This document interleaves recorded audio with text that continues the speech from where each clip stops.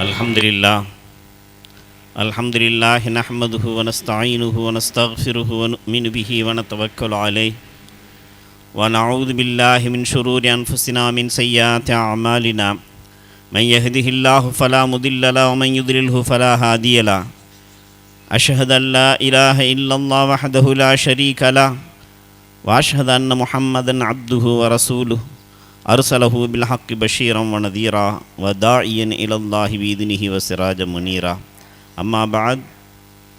قال تعالى في محكمه قل هل يستوي الذين يعلمون والذين لا يعلمون صدق الله العلي العظيم. கண்ணியமானவர்களே, அல்லாஹுடைய கிருபையில் புதுக்கோட்டை மாவட்டத்திலே கல்வியினுடைய தேட்டம், அதனுடைய தாக்கம் மிக அதிகமாகவே இருக்கிறது. சமீப காலத்திலே மதரசாக்கள், நிஸ்வான்கள் இது மிகவும் அதிகமாக உருவாகி சிறந்த ஒரு சேவையை மேற்கொண்டிருக்கிறார்கள். கல்வியுடைய வளர்ச்சி அது முன்னேற்ற பாதையில் சென்று கொண்டிருக்கிறது என்பதற்கு இதுவே சாட்சி. அந்த அடிப்படையில் முபாரக்கத்துன் தையிபா என்ற இந்த கலாசாலை இங்கு இருக்கக்கூடிய பகுதி மக்களுக்கு ஒரு மிகப்பெரிய பரக்கத்தானதாக, பேருதவியாக இருக்கிறது என்பதில் ஐயப்பாடில்லை. ஆனால் மஹல்லாவில் இருக்கக்கூடிய பெண் மக்கள் வயது வரம்பின்றி அனைவர்களும் இந்த மதரசாவுடைய இந்த கலாசாலையில் தொடர்பு கொண்டு தங்களை மேம்படுத்தி கொள்ள வேண்டும். இதற்காக வேண்டிதான் இது போன்ற பட்டமளிப்புகள் நிகழ்வுகளை சிறப்பாக நடத்தப்படுகிறது. செலவுகள் அதிகமாக செய்யப்படுகிறது. காரணம், மக்களிடத்திலே இந்த கல்வியுடைய தாக்கம் வர வேண்டும், மார்க்கத்துடைய சட்டதிட்டங்களை மக்கள் விளங்கிக் கொள்ள வேண்டிய சூழ்நிலைகள் உருவாக வேண்டும், ஆசைகள் உண்டாக வேண்டும் என்பதற்காக வேண்டியே இது போன்ற செலவீனங்களை பொருட்படுத்தாமல் மிக சிரமத்தோடு இந்த நிகழ்வுகளை ஆங்காங்கே ஏற்படுத்தப்படுகிறது. ஒரு பிள்ளைக்கு பட்டம் கொடுக்கறதுக்கு இவ்வளோ பெரிய செலவா? சில பேர்கள் நினைப்பதற்கு வாய்ப்புண்டு. இந்த செலவு ஒரு பிள்ளை பட்டம் கொடுப்பதற்கு மட்டுமல்ல, மாறாக இந்த கல்வியினுடைய பயன் என்ன, இதன் காரணமாக நம்முடைய முன்னேற்றம் எவ்வாறு வளரும் என்பதை முன்னிறுத்தி தான் இந்த செலவுகள் செலவிடப்படுகிறது. அருமையான சகோதரிகளே, பட்டம் பெறும் ஆலிமாவே, நீங்கள் சிறந்தவர்கள். காரணம், அல்லாஹு ஜல்ல ஷனஹு தஆலா சிறந்த பெண்களை குறிப்பிடக்கூடிய நேரத்தில் 2 பெண்களை அல்லாஹு ஜல்ல ஷனஹு தஆலா குர்ஆனிலே குறிப்பிடுகிறான். இந்த 2 பெண்களும் மூமின்களுக்கு உதாரணமாக அல்லாஹு ஜல்ல ஷனஹு தஆலா ஆக்கியிருக்கிறான். அதில் ஒரு பெண் ஃபிரௌனுடைய மனைவி ஆசியா, இன்னொரு பெண் இம்ரானுடைய மகள் மரியம், ஹஸரத் ஈசா அலைஹிஸ்ஸலாம் அவர்களுடைய தாயார். இந்த இரு பெண்களும் முஃமினானவர்களுக்கு சிறந்த ஒரு உதாரணம் என்பதாக அல்லாஹு ஜல்ல ஷனஹு தஆலா குறிப்பிடுகிறார். காரணம் என்ன? அவர்களிடத்தில் அப்படி என்ன லட்சணங்கள் இருந்தது? இந்த உலக வாழ்க்கை சொற்பமான வாழ்க்கை, சொற்ப காலத்திலே அழிந்துவிடும். எவ்வளவுதான் செல்வங்களை சேர்த்தாலும், எவ்வளவுதான் பதவிகளை அடைந்தாலும், எவ்வளவுதான் வசதி வாய்ப்புகளை உருவாக்கி கொண்டாலும், அனைத்தையும் விட்டுவிட்டு அன்று பிறந்த பாலகனை போன்று ஒரு துணியிலே மடித்து புதைக்கப்படுகிறார்கள்.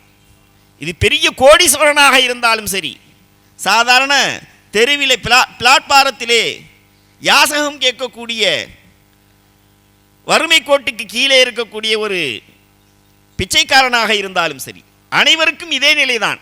கோடீஸ்வரர் நிறைய செல்வத்தை சேர்த்திருக்கிறார், எனவே அவரை அடக்கும்போது செல்வத்தையும் சேர்த்து அடக்குவோம் என்பதாக எங்கும் அடக்கப்படுவதில்லை. அனைவர்களும் அன்று பிறந்த பாலகனை போன்றே அடக்கப்படுகிறார்கள். ஆக அழிந்து போகக்கூடிய உலகம் என்பதை உணர வேண்டும். முதல் அழியாத உலகிற்கு நம்முடைய தயாரிப்பு என்ன? அழிந்து போகக்கூடிய உலகத்திற்காக வேண்டி ஏகப்பட்ட தயாரிப்புகள் செய்தோம். சிறந்த ஒரு வீடு கட்ட வேண்டும், நல்ல நிலையிலே நம்முடைய அறிவாற்றலை பெருக்கிக் கொள்ள வேண்டும். இப்படி ஒவ்வொரு துறையிலேயும் தூர நோக்கோடு சிந்தித்து சிரமத்தை எடுத்து செயல்பட்டு நம்முடைய வாழ்க்கையில் முன்னேற்றத்தை கண்டுகொண்டே இருக்கிறோம். ஆனால் இது சொற்ப வாழ்க்கை. இந்த வாழ்க்கை அழிந்து போகக்கூடியது. நீடித்த அழிவில்லாத நெடிய ஒரு வாழ்க்கை இருக்கிறது. அந்த வாழ்க்கைக்குரிய தயாரிப்பு எப்படி இருக்க வேண்டும், எப்படி இருந்தால் இறைவன் அந்த வாழ்க்கையை நல்லதாக நமக்கு வழங்குவான் என்பதை உணர்த்தும் பொருட்டும், இந்த உலகத்திலே எப்படி வாழ வேண்டும், எப்படி வாழ்ந்தால் அந்த மறுமை சிறப்புக்குரிய வாழ்க்கை நமக்கு கிடைக்கும் என்பதையும் அல்லாஹு ஜல்லஷனஹு தஆலா ஷரியத்துடைய கல்வியிலே வைத்திருக்கிறான். ஷரியத்துடைய கல்வி இருக்கிறதே, அது லேசானதல்ல, சாமானியமானதல்ல. நம்மை முழுவதுமாக ஒப்படைத்தால்தான் சிறிதளவு அந்த கல்வி கிடைக்கும். அப்படி கல்வி கிடைத்தவர்கள்தான் அல்லாஹ்வை அஞ்சக்கூடிய நிலையிலே தன்னுடைய வாழ்க்கையை இந்த உலகத்திலே வாழ்வார்கள். இல்லை என்று சொன்னால் உலகத்தினுடைய மாயையை கொண்டு தன்னை அலங்கரித்துக் கொள்வது, தன்னுடைய வாழ்க்கையை அமைத்துக் கொள்ளக்கூடிய சூழ்நிலைகள் அவர்களுக்கு உருவாகிவிடும். ஹசரத் ஆசியா அம்மையார் அவர்கள் ஃபிரௌனுடைய மனைவி. ஃபிரௌன் யார்? பெரிய மன்னன். அவன் மிகப்பெரிய ஒரு மன்னனாக, தானே ரப்பு என்பதாக மக்களிடத்தில் பிரகடனப்படுத்தி கொண்டிருக்கக்கூடிய மிகப்பெரிய கொடிய ஆட்சி ஆண்ட ஒரு ஃபிரௌன் மன்னன். அவனுடைய மாளிகை எப்படி இருக்கும், அவனிடத்திலே பொருள்கள் எவ்வாறு குவிந்திருக்கும், செல்வ செழிப்பு எவ்வாறு இருக்கும் என்ற நிலையெல்லாம் நாம் கற்பனை கூட செய்து பார்க்க முடியாது. அந்த அளவுக்கு மிக அதிகமாகவே இருக்கும். அவனுடைய மனைவி ஆசியா. இவனுடைய ஒரே ஒரு சொல் அவர்களுக்கு வெறுப்பை உண்டாக்கியது. நான் தான் ரப்பு, என்னை தான் வணங்க வேண்டும் என்பதாக மக்களிடத்தில் அவன் பிரகடனப்படுத்தக்கூடிய நேரத்தில், ரப்பு என்பவன் அழிவில்லாமல் உள்ளவன், அவனுக்கு அழிவே கிடையாது, பிறப்பும் இல்லை இறப்பும் இல்லை, அனைத்தையும் உருவாக்கியவன், அனைத்து விஷயத்திலேயும் ஆற்றல் பெற்றவன். இந்த நிலை ஃபிரௌனிடத்திலே இல்லை. எனவே இவன் ரப்பு என்று சொல்வதில் பொய்யனாக இருக்கிறான். உன்னை நான் ரப்பாக ஏற்றுக்கொள்ள முடியாது. இவ்வளவு சொத்துக்கும் நீதான் அரசி, இந்த மாளிகை, இந்த கோட்டை அனைத்திற்கும் நீதான் அரசியாக இருக்கிறாய். ஆனால் இந்த அனைத்து செல்வங்களையும் உன்னிடத்திலிருந்து உருகி விடுவேன். அரசு என்ற ஒரு நிலையிலிருந்து உன்னை புறம் தள்ளி விடுவேன். நீ என்னை ரப்பாக ஏற்றுக்கொள்ளவில்லை என்றால், அம்மையார் சொன்னார்கள், உன்னை ரப்பாக ஏற்றுக்கொள்ள முடியாது, எனக்கு இந்த மாளிகை தேவையில்லை. இது காலத்து ரப்பிபினிலி இந்த கபைத்தன் ஃபில் ஜன்னதி. யா அல்லாஹ், இந்த அயோக்கியன் இந்த மாளிகையை, அழிந்து போகக்கூடிய இந்த மாளிகையை என்னிடத்திலே காட்டி, இதெல்லாம் உனக்கு வேண்டும் என்று சொன்னால் என்னை ரப்பாக ஏற்றுக்கொள் என்பதாக கூறுகிறான். உண்மையிலே ரப்பு நீதான், எனவே இதெல்லாம் எனக்கு தேவையில்லை, உன்னிடத்திலே எனக்கு ஒரு இல்லத்தை கட்டு என்பதாக ஹசரத் ஆசியா அம்மையார் அந்த நேரத்திலே சொன்னார்கள்.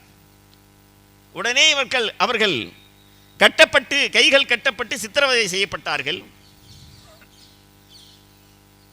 சித்திரவதை செய்யப்படக்கூடிய நேரத்திலே சிரித்துக் கொண்டிருந்தார்கள். காரணம் கேட்க பைத்தியக்காரியாக இருப்பாள் போல் தெரிகிறது, இவ்வளவு சித்திரவதைகளுக்கும் சிரித்து கொண்டிருக்கிறாளே என்பதாக ஃபிரௌனுடைய கூட்டாளிகளும் பேசிக்கொண்டிருக்கக்கூடிய நேரத்தில் அவர்கள் சொன்னார்கள், நீ அழிந்து போகக்கூடியதை கொண்டு ஆணவம் கொண்டு கொண்டிருக்கிறாய், ஆனால் நான் அழியாததை கண்டு ஆனந்தம் அடைந்து கொண்டிருக்கிறேன். எனக்கு முன்னால் என்னுடைய ரப்பு எனக்காக வேண்டி கட்டிய ஒரு மாளிகையை நான் பார்த்து கொண்டிருக்கிறேன் என்பதாக சொன்னார். அப்படிப்பட்ட ஒரு தூய வாழ்க்கையை ஹசரத் ஆசியா அம்மையார் அவர்கள் தன்னுடைய வாழ்க்கையாக அமைத்துக் கொண்டார்கள். அதன் காரணமாக ரப்பிடத்திலே நெருக்கமானவர்களாகவும் பிரியத்துக்குரியவர்களாகவும் மற்ற முஃமின்களுக்கு எடுத்துக்காட்டாக சொல்லப்பட தகுதியானவராகவும் ஆனார்கள். ஆக நம்முடைய வாழ்க்கையை நாம் சிந்தித்து பார்க்க கடமைப்பட்டிருக்கிறோம். நம்முடைய வாழ்க்கையை பாருங்கள், நடைமுறைகளை பாருங்கள். முதலிலே மார்க்கத்துக்கு உட்பட்டதாக எதுவுமே இருக்க வேண்டும். பெண்கள் இருக்கிறார்களே, அவர்கள் முழு அவுரத், அவர்கள் முழுமையுமே அவுரத்து தான். உச்சந்தலையிலிருந்து உள்ளங்கால் வரைக்கும் மறைக்கப்பட வேண்டியவர்களே. இதில் எந்த பாகமும் திறந்திருக்கக்கூடாது. அப்படி அந்த திறந்திருக்கக்கூடிய பாகத்தை பார்க்கக்கூடியது யாருக்கு ஹலால்? யார் அவருடைய கணவராக இருக்கிறாரோ அவருக்கு மட்டும் ஹலால். உதாரணத்திற்கு முடி, சாதாரண முடியை எடுத்துக்கொள்வோம். இந்த முடி இருக்கிறதே பெண்களுக்கு மறைக்கப்படக்கூடிய ஒரு பொருள். அது திறந்திருந்தால் தொண்டு தொட்டு முசீபத்துகள் அந்த குடும்பத்தையே பீடித்து ஒண்ணுமில்லாமல் ஆக்கிவிடும். நம்முடைய வாழ்க்கை, பெண்கள் நினைக்க வேண்டும், நம்முடைய வாழ்க்கை எப்படி இருக்க வேண்டும்? உம்ராவுக்கு போகக்கூடியவர்களுக்கு ஒரு தொப்பியை கொடுப்பார்கள். காரணம், ஒரு ரோமம் வெளியிலே தெரிந்து கூடக்கூடாது, உங்களுடைய இஹ்ராம் கலைந்து போய்விடும் என்பதாக சொல்லி ஒரு தொப்பியை கொடுப்பார்கள். அனைத்து முடிகளும் முள்ளாக இருக்க வேண்டும். இப்படித்தான் வாழ்க்கை முழுவதும் இருக்க வேண்டும். வாழ்க்கை முழுவதும் இப்படித்தான் இருக்க வேண்டும். கேரளாவிலே பார்த்தால் இன்னும் சில குடும்பங்கள் எப்பொழுதுமே அவர்கள் துண்டு கட்டி கொண்டே இருப்பார்கள். ஆச்சரியமாக இருக்கு, ஏன் துண்டு கட்டி கொண்டு இருக்கிறார்கள்? மொழி தெரிந்து விடக்கூடாது. ஹஜ்ரத் ரசூலுல்லாஹி ஸல்லல்லாஹு அலைஹி வஸல்லம் அவர்கள், ஜிப்ரீல் அலைஹிஸ்ஸலாம் அவர்கள் சில காலம் வராமல் இருந்தார்கள். ஸல்லல்லாஹு அலைஹி வஸல்லம் அவர்கள், ஜிப்ரீலே எங்க ஒரு 10-15 நாள் அவங்களை பார்க்கவே முடியலையே, அடிக்கடி வந்துகிட்டு சலாம் சொல்லிக் கொண்டே இருப்பீர்களே, ஏன் வருவதில்லை என்று சொல்லக்கூடிய நேரத்திலே ஹஜ்ரத் ஜிப்ரீல் அலைஹிஸ்ஸலாம், நான் எப்படி வர முடியும்? அவர்கள் ஹஜ்ரத் ஸல்லல்லாஹு அலைஹி வஸல்லம் அவர்களுக்கு விளக்கம் சொன்னார்கள். ஹஜ்ரத் ஸல்லல்லாஹு அலைஹி வஸல்லம் அவர்கள் சொன்னார்கள், ஒரு பெண்ணுடைய முடி தெருவிலே ஓடிக்கொண்டிருக்கிறது. இது எங்கே போய் செல்லுமோ அதுவரைக்கும் முசீபத் பின்தொடர்ந்து போய்கொண்டே இருக்கும். அது கிராமத்தையே அழித்துவிடும். அப்படிப்பட்ட ஒரு மிகப்பெரிய சோதனையை கொடுக்கக்கூடியது என்பதாக ஹஜ்ரத் ரசூலுல்லாஹி ஸல்லல்லாஹு அலைஹி வஸல்லம் அவர்கள் சஹாபாக்களிடத்தில் சொன்னார்கள். முடி நம்ம நின்றுக்கிட்டு தலை வாரக்கூடாது. தலை வாடுறது ஒரு முசீபத். காரணம் என்ன? அந்த முடி அங்கங்கே பறந்து தனக்கு தெரியாமலே வெளியே போயிடும். இப்போ இன்னைக்கு எல்லார் வீடுகளிலும், யாருடைய வீடும் இதில் விதிவிலக்கு கிடையாது, அனைத்து வீடுகளிலும் முடி ஆங்காங்கே கொத்து கொத்தாக என்ன செய்யும், கூட்டும்போது வரும். இப்படிப்பட்ட சூழ்நிலைகளை உருவாக்கி கொள்ளக்கூடாது. நாம் தலை வாருவது தனி அறைக்குள் இருக்க வேண்டும். வாரி உடனே அந்த முடியை எங்கே புதைக்கப்பட வேண்டுமோ அங்கே புதைக்கப்பட்டு விட வேண்டும், வெளியிலே தெரிந்து விடக்கூடாது. காரணம், தரித்திரியம் உருவாகும் என்பதாக ஹதீஸிலே சொல்லப்பட்டிருக்கிறது. எனவே அருமையான சகோதரிகளே, நம்முடைய வாழ்க்கை இருக்கிறது, இஸ்லாம் இருக்கிறது, பெண்களை அழகாக பார்க்க வேண்டும், பெண்களை கௌரவமானவர்களாக கண்ணியமானவர்களாக பார்க்க வேண்டும் என்பதாக விரும்புகிறது. அந்த ரீதியிலே நம்முடைய வாழ்க்கையை அமைத்துக் கொண்டால் மிக பெரும் பொக்கிஷமாக இந்த உலகம் உங்களை போற்றும். அதில் எந்த விதமான ஐயப்பாடு கிடையாது. வல்ல ரஹ்மான் அல்லாஹு ஜல்ல ஷனஹு தஆலா ஷரியத்துடைய விஷயத்தை படிக்கக்கூடிய இந்த ஸ்தாபகத்திலே நாம் வருகிறோம். வந்து ஷரியத்துடைய விஷயத்தை தெரிந்து நம்முடைய செயல்பாடுகளை ஆக்கிக் கொள்ள வேண்டும். வல்ல ரஹ்மான் அல்லாஹு ஜல்ல ஷனஹு தஆலா நம்முடைய பெண்கள் அனைவர்களுக்கும் ஷரியத்துடைய கல்வியை படித்து அதனை நடைமுறைக்கு கொண்டு வரக்கூடிய நல்ல தௌஃபீக்கை தருவானாக. வாஹிர் தாவானா அல்ஹம்துலில்லாஹி ரப்பில் ஆலமீன். அஸ்ஸலாமு அலைக்கும்.